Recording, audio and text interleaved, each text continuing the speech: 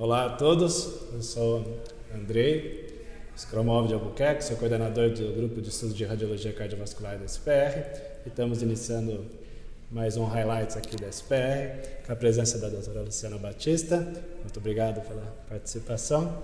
E ela vai comentar com a gente uma experiência que ela adquiriu ao longo desses anos, uma experiência muito interessante, que é a pesquisa de realce tardio miocárdico naqueles pacientes com quadro clínico de miocardite aguda, né, o suspeito de miocardite aguda, dor torácica aguda, mas ela faz essa pesquisa por tomografia computadorizada, que é o menos badalado, né?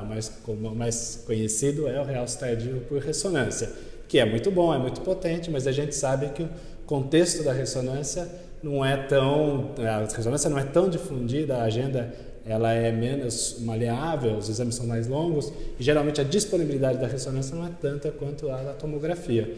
Então esse é o cenário que a gente vai discutir com ela e gostaria já inicialmente de agradecer a sua presença, por estar aqui. Boa tarde, Andrei, boa tarde a todos. Eu que agradeço realmente o convite, para mim é um grande prazer estar aqui na sociedade, podendo conversar um pouquinho sobre a nossa experiência com tomografia no diagnóstico de miocardite aguda no âmbito da emergência. Obrigada mais uma vez, Andrei. Obrigado.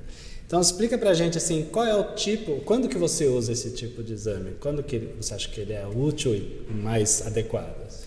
A miocardite aguda é uma entidade cada vez mais reconhecida e cada vez mais prevalente no nosso cenário, fundamentalmente em virtude dos métodos de imagem não invasivos, a ressonância, como você já citou, e a tomografia. A tomografia é muito menos empregada do que a ressonância, mas já há mais de 10 anos existem relatos na literatura do emprego da tomografia com a pesquisa de realce tardio, não só para miocardite, como para outras doenças, como infarto, pós-infarto, como a própria miocardiopatia hipertrófica.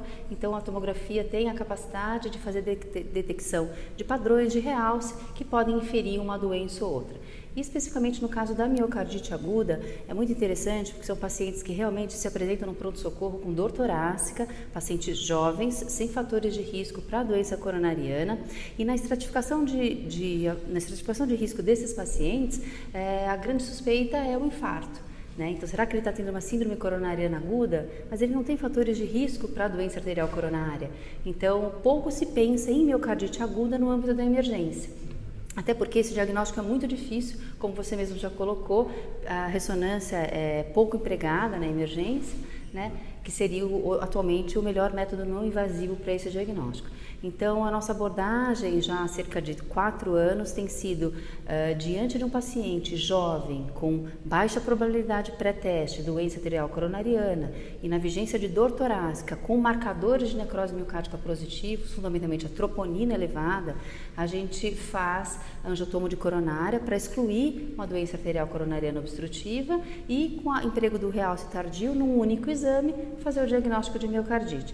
E nós estamos tendo resultados bem interessantes, com uma reprodutibilidade desse exame, inclusive, para esse tipo de diagnóstico, volto a dizer, um perfil de pacientes com alta suspeita de miocardite aguda, jovens e sem fatores de risco para a doença coronariana. E acaba fazendo essa opção só quando tem troponina alterada, né? Exatamente. E não adianta ser uma troponina levemente tocada, Andrei. É importante ser uma troponina efetivamente alterada, e aquela troponina que você fala, vou mandar para o CAT.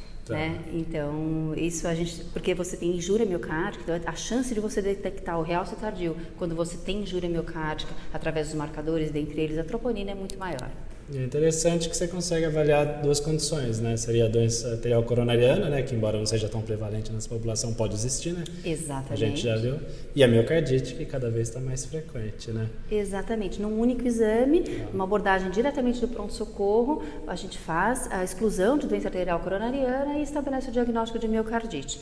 Então, esse paciente, numa rotina habitual de avaliação, paciente com dor torácica, troponina alterada, na maioria das vezes acaba indo para o cateterismo, onde não se detecta a doença obstrutiva, aguarda para a realização de uma ressonância magnética, o que muitas vezes leva 1, 2, até 3 dias de internação, e hoje em dia a preocupação com o custo é muito grande. Então, a angiotomo no cenário da dor torácica aguda, no ambiente da emergência, ela sem dúvida é custo efetiva. E a gente não precisa de nenhuma análise estatística para fazer o cálculo de que se uma angiotomo de coronária aliada ao realce tardio faz esse diagnóstico em comparação com o uso do cateterismo, da ressonância e alguns dias de internação. Então, Isso é importante, porque além de reduzir tempo de internação, que gera custo, também reduz o estresse do paciente, né? E te traz mais segurança para liberar o paciente. sem dúvida. A abordagem que nós temos feito, fundamentalmente, é que se o paciente tem esse diagnóstico de miocardite, o ecocardiograma dele é normal, o paciente vai de alta, medicado, orientado para passar no ambulatório referenciado da cardiologia para seguir o seu tratamento.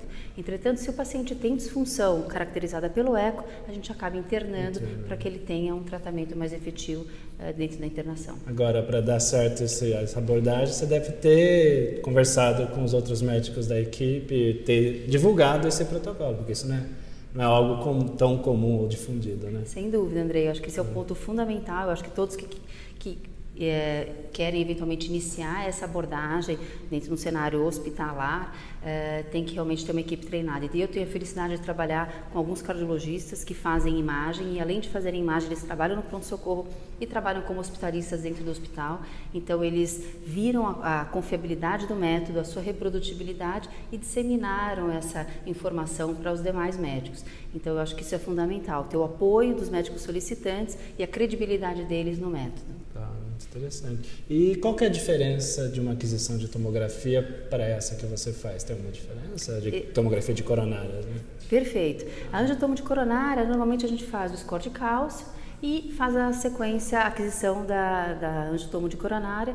A gente apenas acrescenta uma aquisição adicional alguns minutos depois, que a aquisição do realce tardio. Eu utilizo dupla injeção, injeto mais uma pequena quantidade de contraste para opacificar melhor as cavidades, a gente delinear melhor os bordos miocárdicos, para conseguir definir melhor o padrão de acometimento da miocardite, que é um padrão com características de um padrão não coronariano, não isquêmico. Então tem características específicas, né, de comprometimento de realce mesoepicárdico, epicárdico, enfim. Então são duas aquisições da angiotomografia. Seria a fase angiográfica propriamente e a outra com realce tardio, com mais uma pequena quantidade de contraste. Muito bacana, interessante. E eu já vi que você já publica vários congressos, você já publicou pôsteres e trabalhos relacionados, você e sua equipe, né, relacionados a esse tema. E parece que você talvez vai publicar alguma coisa, sua equipe vai publicar alguma coisa relacionada a isso, para a gente conseguir ter mais acesso a essa informação? Sem dúvida, estou completamente disponível, o material está ali, os casos, caso alguém queira ver, estou à disposição. Nós agora, depois de levar esse trabalho para vários congressos, inclusive a gente vem aumentando o nosso N, porque eu acho que isso é importante, né, por ser um método ainda não totalmente validado na literatura. É muito importante a correlação com a ressonância. No hospital onde a gente faz essa abordagem, não dispunhamos de ressonância para fazer essa validação, então por isso que a gente demorou um pouquinho mais para a publicação, mas estamos encaminhando para a publicação em breve. Espero que esteja disponível para que todos tenham acesso, sem dúvida. Então, muito interessante essa abordagem, porque eu acho que assim, além de ajudar, mesmo num hospital que tem a ressonância, às vezes ela não está tão disponível, tem poucos equipamentos e a tomografia, e eventualmente você pode ajudar no único exame, né, fazer duas exclusões, e atualmente o diagnóstico de miocardite, né? Talvez a exclusão da miocardite é mais difícil. Se tem um quadro clínico com troponina elevada, talvez tenha sem alteração de imagem, né? Isso pode acontecer, mas certamente não é uma miocardite extensa ou relevante, né? Mas você consegue confirmar o diagnóstico quando você acha o realce tardio, né? Isso. Exatamente, Andrei, exatamente. Quando a gente detecta o realce tardio, é feito o diagnóstico. Se não for detectado o realce tardio, até porque você colocou, às vezes uma miocardite subclínica, às vezes o tropo não é aumentado o suficiente para dar injúria miocárdica capaz da tomografia detectar, a gente apenas não confirma esse diagnóstico, ele vai ser confirmado posteriormente, ou por um painel viral, ou por uma ressonância feita em um outro cenário, mas a gente sabe que também a tendência de ser uma miocardite subclínica e com marcadores, ela tem um bom prognóstico, né? E então não nos preocupa tanto. Muito bem. Então eu queria agradecer a presença da Luciana, por compartilhar com a gente essa experiência que enriquece muito. Eu já utilizei essa técnica dela na minha prática e me ajuda, né? Tem às vezes pacientes que até não podem fazer ressonância também. Você pode utilizar esse contexto. Também quero agradecer a presença de todos que assistiram a gente online. E esteja aí que a gente vai publicar novos vídeos relacionados ao nosso tema do Grupo de Estudos de Radiologia Cardiovascular da SPR. Obrigado. Obrigada, Andrei. Obrigada a todos.